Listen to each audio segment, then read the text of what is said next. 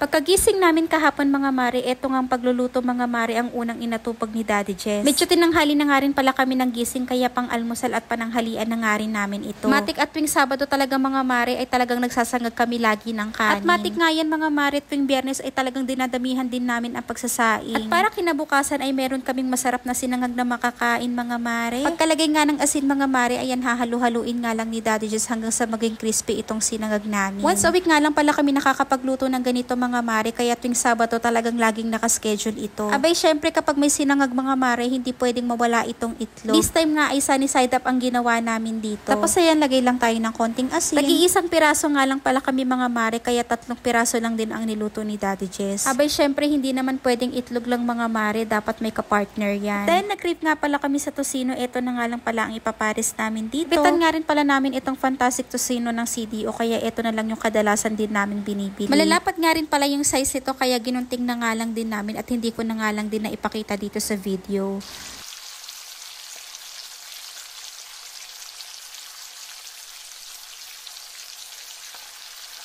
At after naman sa tocino mga mare, magluluto nga rin pala si Daddy Jess ng daing na bangus. Bali siya nga lang ang gumawa nito mga mare, binabad niya nga lang ito sa suka. At almost 2 days na nga itong nasa fridge mga mare, kaya talagang nanuot na yung mga pampalasa dito.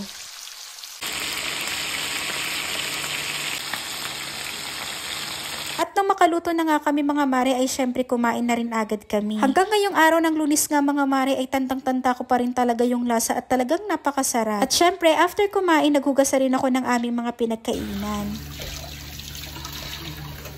At after ko naman maghugas mga mare, nag-request nga pala si TJ na gumawa nga daw ako ng avocado ice cream. Bali kumuha na nga ako ng isang maliit na lata ng evap, tapos dinurog-durog ko lang itong avocado. Maliit na evap nga lang talaga ang ginamit ko dito mga mare dahil 2 pirasong avocado lang naman ito. Tapos kapag gumagawa nga pala ako nito mga mare, hindi na ako naglalagay ng tubig. Tapos yung classic nga pala ng Alaska yung ginagamit ko kasi mas creamy ito mga mare. At parang ice cream talaga yung texture niya kapag tumigas. Dahil hindi naman katamisan ng evap mga mare, maglalagay na rin ako ng asukal. So ayan, dahan-dahan lang din naman ako sa paglalagay ng asukal at baka naman masobrahan sa tamis. Pero nung tinikman ko nga mga mare ay medyo nakulangan pa nga ako sa tamis, kaya nilagyan ko na lang din ng kaunti pa.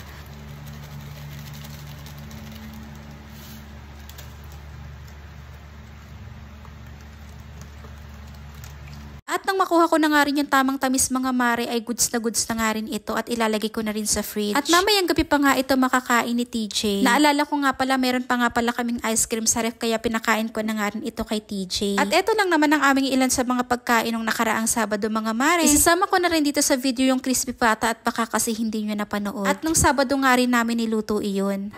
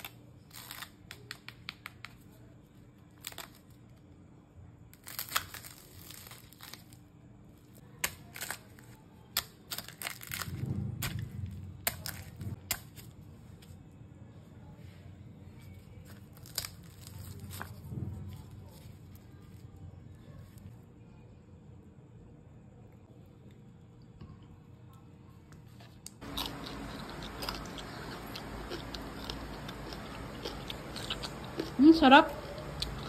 Panalo.